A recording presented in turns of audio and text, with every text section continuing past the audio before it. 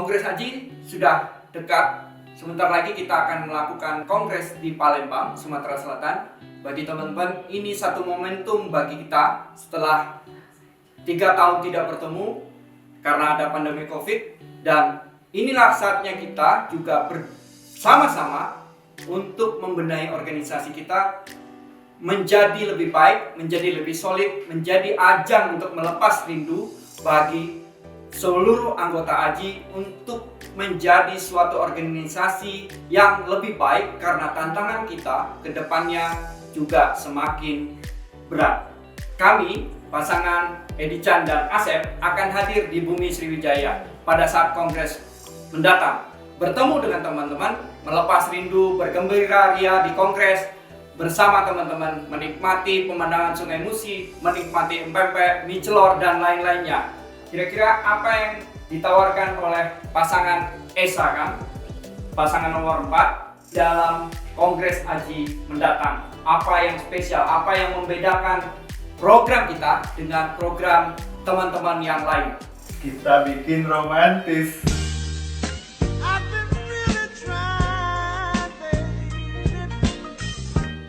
Oke kan, romantis tetap perlu, tapi kira-kira program konkret apa yang ditawarkan oleh pasangan Esa, Kang Asep? Fenomena media saat ini sedang tidak baik-baik saja. Jadi kita harus bisa meresponnya dengan baik. Dampak bagaimana runtuhnya bisnis media saat ini adalah kita harus merespon dengan kapasitas. Tentu saja anggota AJI itu kan punya tripanji. 1, mengawal kebebasan pers. 2, profesionalisme. Dan 3, kesejahteraan. Profesionalisme lah tingkatkan. Siapkan diri, kenali diri, kembangkan kapasitas untuk merespon itu. Bisnis bukannya berubah jatuh, tapi tersebar. Ada banyak peluang, potensi yang bisa kita gali. Media saat ini bukan hanya koran, TV, radio. Ada banyak platform yang bisa menjadi peluang kita untuk terus menyebarkan informasi, karya jurnalistik, dan beragam konten lainnya. Itu peluang-peluang bisa kita tangkap dengan kompetensi profesionalisme yang unggul.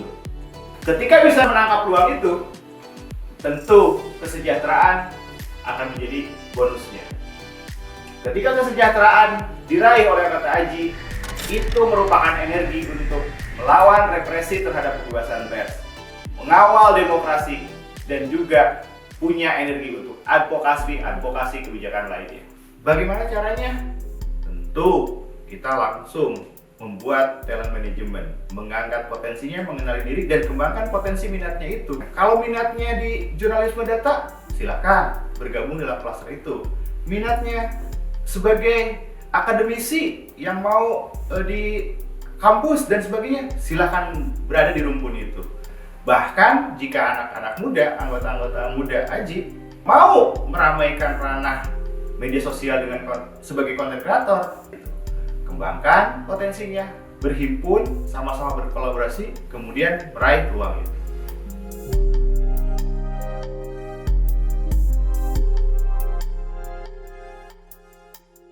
Apakah produk jurnalisme harus hilang, ditelan ekosistem media saat ini yang terus berubah? Bagaimana ruang-ruang media sosial dikuasai oleh para content creator? Di mana karya-karya jurnalisme? Di mana karya-karya jurnalis yang keren itu? Di mana karya-karya jurnalis yang berdampak itu? Jika content creator bisa, tentu jurnalis bisa. Masalahnya di mana? Nah, ini yang akan kita cari masalahnya. Ruang audien, pemirsa, halayak sekarang adanya di ruang-ruang itu, di platform-platform itu. Kenapa kita tidak masuk menjemput potensi peluang yang ada di platform itu? Kalau kita bisa menjemputnya, tentu kesejahteraan akan jadi milik kita. Tapi kalau kita membiarkan, bahkan menjauhi platform-platform itu, ya kita hanya akan jadi penonton dan dilindas oleh perkembangan zaman. Kita pada tahap awal jangka pendek adalah melakukan assessment. Assessment yang dilakukan oleh pengurus AJI nasional ada dua aspek. Pertama, bagaimana assessment AJI kotanya sendiri secara kelembagaan, dan bagaimana assessment terhadap anggotanya. Disitulah kita akan tahu bagaimana setiap anggota punya potensi diri, punya kemampuan yang bisa dikembangkan untuk meraih peluang, untuk menjemput potensi-potensi yang bisa dikerjakan dalam konteks media dan jurnalisme. Caranya seperti apa? Setelah assessment tadi, potensi dari anggota AJI itu akan muncul. Kalau saya minatnya di investigasi, kalau saya minatnya di jurnalisme data, kalau saya minatnya di akademik berbasis klaster-klaster. Sehingga pendidikan yang pengembangan kasusnya akan fokus. Bukan seperti saat ini, datang program dari Monas, dari Jakarta, dari Kuitang, kasih resep yang sama dari Aceh sampai Papua dengan pelatihan pengembangan kapasitas yang sama seragam. Padahal belum tentu itu merupakan kebutuhan yang menjadi hal penting dari anggota AJI kota di berbagai kota itu. Kita akan menemukan keunikan, keragaman, kebutuhan yang sesuai dengan karakter di masing-masing AJI kota tersendiri. Jadi resep yang diberikan tentu akan berbeda. Itulah yang akan mempercepat bagaimana bisa mengakselerasi peningkatan kompetensi profesionalisme anggota AJI. Ya, Kang Acep, menarik sekali Kang Acep, tapi kita harus tahu bahwa program-program yang kita bikin itu bukan hanya dari kacamata pengurus AJI nasional atau dari Monas, tapi kita harus tahu bahwa AJI, karakteristik AJI kota itu punya ciri khas masing-masing. Kita tahu AJI itu punya 40 AJI kota dari Sumatera sampai Papua. Dan tiap-tiap AJI kota itu punya karakteristik dan kebutuhannya masing-masing yang sangat unik. Karena itu, dalam program kami, Edi-Chan dan Asep, kami mengajukan satu misi adalah desentralisasi program AJI kota. Langkah yang pertama akan kami lakukan adalah memetakan aspirasi kebutuhan dari AJI kota. Kemudian kami membuat database semuanya itu di data. Kemudian dari data yang unik itu, data yang kebutuhan AJI kota masing-masing ini, kemudian kita akan prioritaskan mana yang akan dilakukan. Forumnya bisa melalui Rakorwil ataupun rakor di tiap-tiap klaster di Sumatera, Kalimantan, Jawa, Sulawesi, atau Papua. Jadi, selama ini kita melihat ada salah satu kelemahan dari AJI kota dalam misalnya pembuatan proposal. Kemudian mereka tidak mendapatkan informasi yang cukup mengenai dari mana lembaga-lembaga funding atau lembaga-lembaga yang bisa membiayai kegiatan mereka selama ini. Jadi kalau kayak gitu, harus ada manajernya dong, Pak? Oh iya dong, Kang Asep. Jadi nanti peran Korwil itu kita reorganisasi. Korwil yang selama ini berada di bawah divisi organisasi, kita akan keluarkan. Dia akan langsung strukturnya di bawah ketua umum. Dengan demikian, Korwil itu mendapat pengawasan langsung dari ketua umum. Kemudian Korwil itu juga menjadi sebagai perannya manajer komunitas. Dia harus menggali potensi dari AJI kota tadi. Kita lihat mungkin ada manajer komunitas di Sumatera, dia harus memahami kebutuhan AJI di Sumatera. Misalnya apakah isu-isu lingkungan, apakah isu-isu perkotaan, dan itu yang harus digali oleh manajer tadi.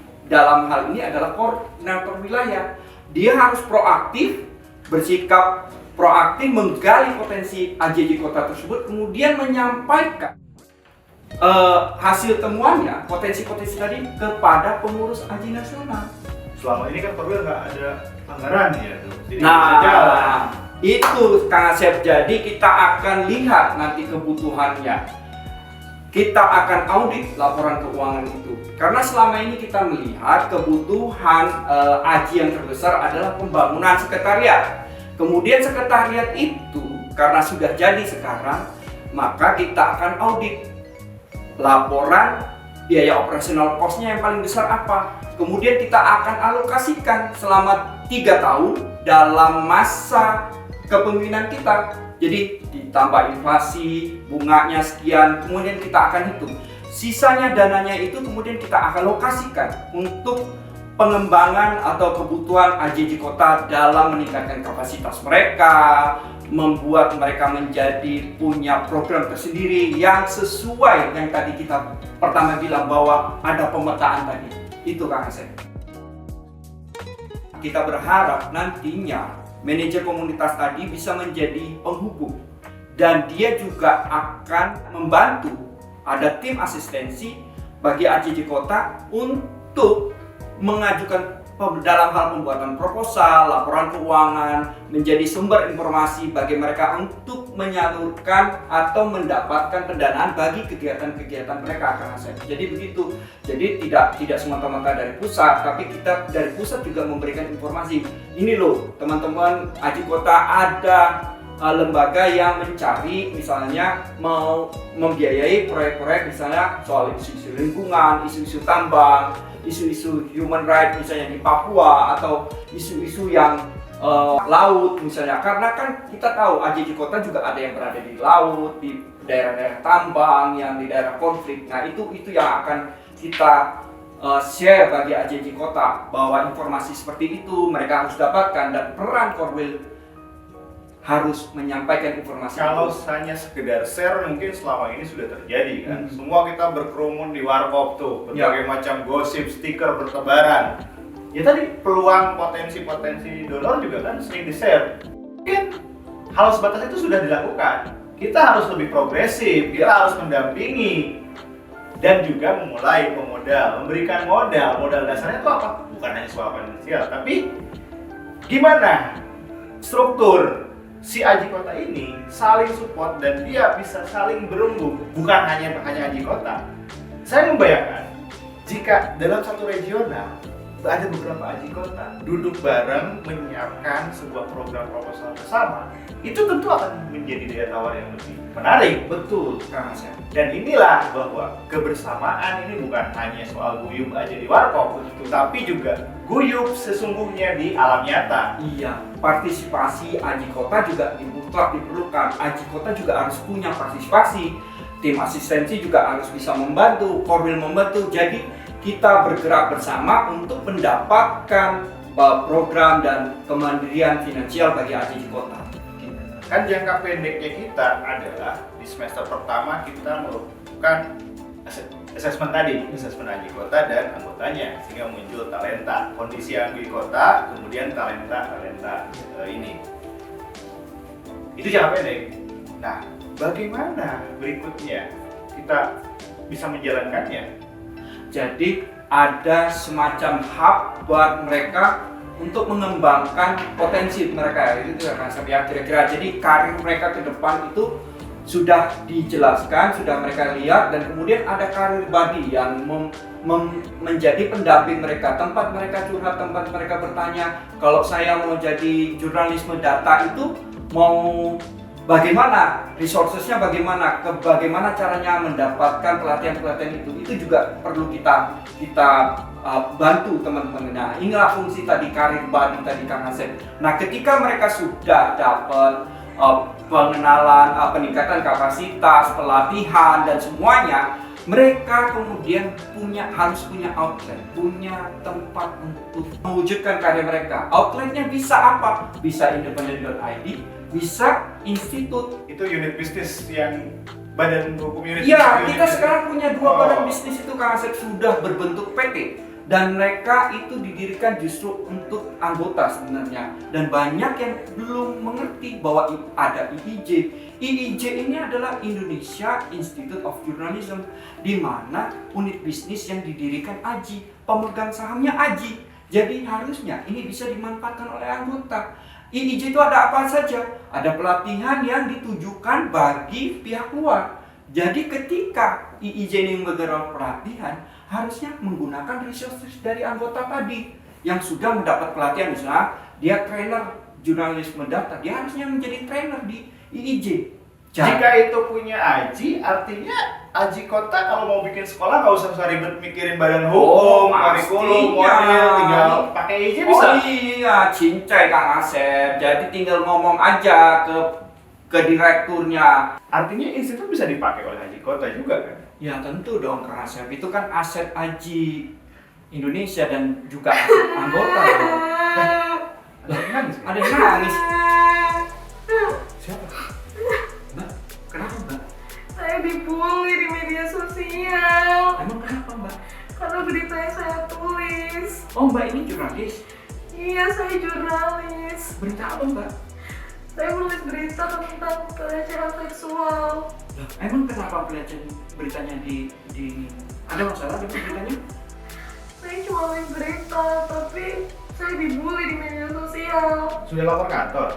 Udah, tapi nggak ada tindak lanjut dari kantor. Wah, ini nggak benar nih Kang Asep. Kantornya nih Kang Asep. Jadi kita mesti harus ada sesuatu tindakan nih terhadap. Dan ini kayaknya bukan kasus pertama. Iya. Nah, bagaimana Kang Asep untuk kasus-kasus seperti ini? Apa yang harus kita lakukan? Ya ini harus jauh ke depan lagi soal advokasi ini. Kita bukan hanya soal advokasi yang biasa-biasa saja. Berbagai macam cara kita harus lakukan. Advokasi kebijakan, advokasi langsung. Tadi kan kantornya tidak bela, berarti kita juga harus coba membangun komunikasi dengan kantornya. Dia harus punya dong standar operasi prosedur. Oke Kang Asep, berarti ada SOP untuk kasus-kasus seperti ini. Harus. Harus. Berarti ini Kang Asep harus jelaskan ke teman-teman. Saya mengantarkan Mbak ini dulu. Oke. Ayo Mas, mari. Ini bukan kasus yang pertama. Di ranah digital ini netizen ini nyinyirnya luar biasa. Sekarang jarang lah orang menggeruduk datangin kantor-kantor medianya. Justru yang dicari adalah wartawannya siapa. Hajar, dia cari tuh. Dia doxing, datanya dibongkar. Nah inilah, ini justru lebih sadis dibanding menggeruduk kantor medianya. Karena traumanya akan terus berkepanjangan, melibatkan orang terdekat termasuk juga keluarga. Jadi isu seperti ini, kasus-kasus seperti ini harus kita siap hadapi dengan serius pula. Kang, kekerasan terhadap perempuan itu hanyalah salah satu problem dalam masalah gender. Masih banyak yang harus kita benahi sebagai anggota AJI. Kita harus memberikan ruang yang lebih bagi perempuan, terutama anggota perempuan yang menjadi anggota AJI. Di newsroom lah.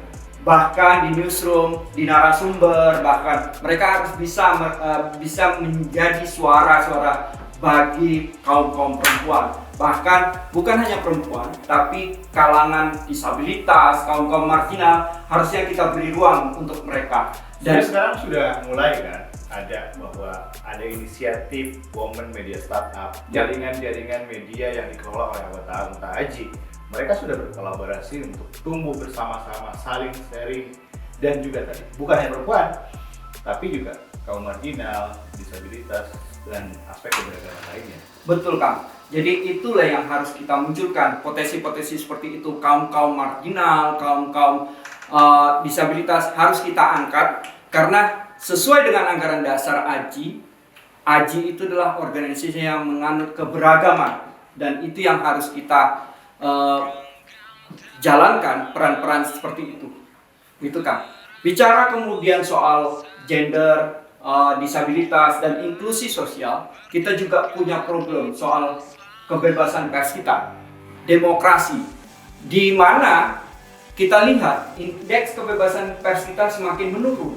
Masalah hari ini adalah kebebasan pers kita menghadapi tantangan dari internal dan eksternal. Bahwa tantangan internal misalnya bagaimana industri media saat ini harus berjuang, harus mendapatkan sumber pendapatan, harus bisa sustain. Kita lihat banyak perusahaan media yang sekarang melakukan efisiensi bagi terhadap karya-karyanya. Garis api antara editorial dan bisnis sudah tidak ada lagi sekarang. Nah, ini tantangan kita kan. Wartawan tidak bisa lagi bersikap kritis dan independen terhadap pemerintah atau pemasang iklan karena sumber pendapatan mereka berasal dari pemerintah dan pemasang iklan. Tantangan dari eksternal misalnya kita lihat kan, ada aspek teknologi, ada aspek-aspek lainnya. Dan rezim baru yang betul itu kan. kita harus Rejim baru stok lama. bersiap-siapkan wajah lama, watak. Waduh. Jadi itu Kang, kita harus bersiap-siap melakukan atau mempertahankan kebebasan pers kita yang saat ini, memperjuangkan kembali. Jangan-jangan kembali lagi pada masa-masa Orde Baru. Tapi kita sudah teruji berapa puluh tahun Aji berdiri, hadir, tumbuh dan berdiri melawan rejim. Iya Kang, perjuangan terhadap kebebasan pers itu adalah pakemnya Aji. Sejak berdiri, dia sudah menjadi darah daging Aji, dan itu tentu harus kita pertahankan dan kita Terus perjuangkan. perjuangkan dengan butuh energi dong. Betul berjuang Kang. Tentu tidak bisa berjuang sendiri. Aji harus berkolaborasi dengan lembaga-lembaga masyarakat sipil lainnya. Dan ini karena perjuangan tadi Kang, ini perjuangan tanpa henti dan butuh banyak energi, dan berkolaborasi dengan masyarakat sipil ini yang bisa kita lakukan untuk mempertahankan kebebasan pers kita, demokrasi kita di kedepannya. Ya, kita ini mau kongres kan Aji? Iya Kang, udah makan pempek belum? Udah. Ini pagi Mie celor? pempek, siang mie celor, sore tekwan, malam. Banyak sekali kan. Nah, itulah Palembang. Menarik. Tapi makan sendiri atau berdua Kang? Alhamdulillah. Oke, mari kita ajak anggota Aji yang hadir di Palembang bersama-sama Bersama kita merayakan kongres yang guyup, guyup, tenang. tenang, saling membantu, saling mensupport, dan jangan lupa Makan pempek. makan pempek tadi. Salam 4 jari. Genggamkan